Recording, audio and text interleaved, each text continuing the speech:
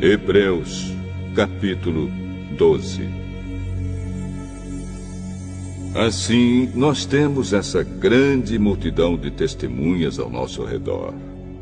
Portanto, deixemos de lado tudo o que nos atrapalha e o pecado que se agarra firmemente em nós e continuemos a correr, sem desanimar, a corrida marcada para nós. Conservemos os nossos olhos fixos em Jesus, pois é por meio dele que a nossa fé começa, e é ele quem aperfeiçoa essa fé. Ele não deixou que a cruz fizesse com que ele desistisse. Pelo contrário, por causa da alegria que lhe foi prometida, ele não se importou com a humilhação de morrer na cruz e agora está sentado do lado direito do trono de Deus. Pensem no sofrimento dele e como suportou com paciência o ódio dos pecadores. Assim vocês não desanimem, nem desistam, porque na luta contra o pecado vocês ainda não tiveram de combater até a morte. Será que vocês já esqueceram as palavras de encorajamento que Deus lhes disse, como se vocês fossem filhos dele? Pois ele disse: preste atenção, meu filho, quando o Senhor o castiga, e não se desanime quando ele o repreende.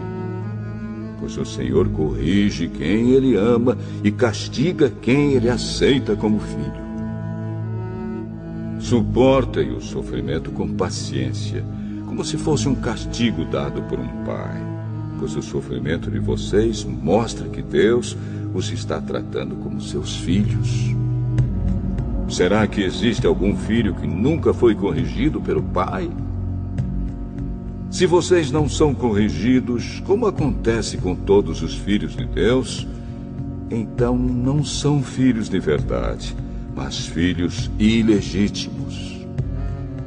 No caso dos nossos pais humanos, eles nos corrigiam e nós os respeitávamos.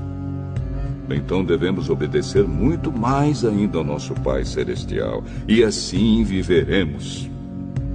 Os nossos pais humanos nos corrigiam durante pouco tempo, pois achavam que isso era certo. Mas Deus nos corrige para o nosso próprio bem, para que participemos da sua santidade. Quando somos corrigidos, isso no momento nos parece motivo de tristeza e não de alegria. Porém, mais tarde, os que foram corrigidos recebem como recompensa uma vida correta e de paz. Portanto, levantem suas mãos cansadas e fortaleçam os seus joelhos enfraquecidos. Andem por caminhos aplanados, para que o pé aleijado não manque, mas seja curado. Procurem ter paz com todos e se esforcem para viver uma vida completamente dedicada ao Senhor, pois sem isso ninguém o verá. Tomem cuidado para que ninguém abandone a graça de Deus. Cuidado para que ninguém se torne como uma planta amarga que cresce e prejudica muita gente com o seu veneno. E tomem cuidado também para que ninguém se torne imoral ou perca o respeito pelas coisas sagradas, como Esaú, que por causa de um prato de comida vendeu seus direitos de filho mais velho. Como vocês sabem, depois ele quis receber a bênção do seu pai, mas foi rejeitado porque não encontrou um modo de mudar o que havia feito, embora procurasse fazer isso até mesmo com lágrimas. Vocês não foram como o povo de Israel. Vocês não chegaram perto de alguma coisa que se pode tocar, como o Monte Sinai com seu fogo destruidor, a escuridão e as trevas, a tempestade, o barulho de trombeta e o som de uma voz. Quando os israelitas ouviram a voz, pediram que ela não dissesse mais nada, pois eles não podiam suportar a ordem que dizia: até um animal, se tocar o monte, deverá ser morto a pedradas. O que estavam vendo era tão terrível que Moisés disse: estou tremendo de medo. Pelo contrário, vocês chegaram ao Monte Sião e à cidade do Deus vivo, a Jerusalém celestial com seus milhares de anjos. Vocês chegaram à reunião alegre dos filhos mais velhos de Deus, isto é, daqueles que têm o nome deles escrito no céu.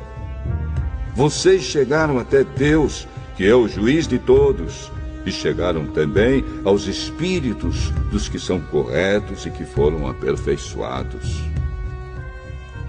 Vocês chegaram até Jesus, que fez a nova aliança e que borrifou o sangue que fala de coisas muito melhores do que o sangue de Abel. Portanto, tenham cuidado e não recusem ouvir aquele que fala. Aqueles que recusaram ouvir a pessoa que entregou a mensagem divina na terra não puderam escapar. Por isso, muito menos escaparemos nós se rejeitarmos aquele que lá do céu nos fala. Naquele tempo, a voz de Deus fez com que a terra estremecesse. Mas agora ele prometeu isto: mais uma vez farei com que trema não somente a terra, mas também o céu. As palavras "mais uma vez" mostram bem que as coisas criadas serão abaladas e mudadas, para que as que não podem ser abaladas continuem como estão. Por isso, sejamos agradecidos, pois já recebemos um reino que não pode ser abalado. Sejamos agradecidos e adoremos a Deus de um modo que o agrade, com respeito e temor. Porque, na verdade, o nosso Deus é um fogo destruidor.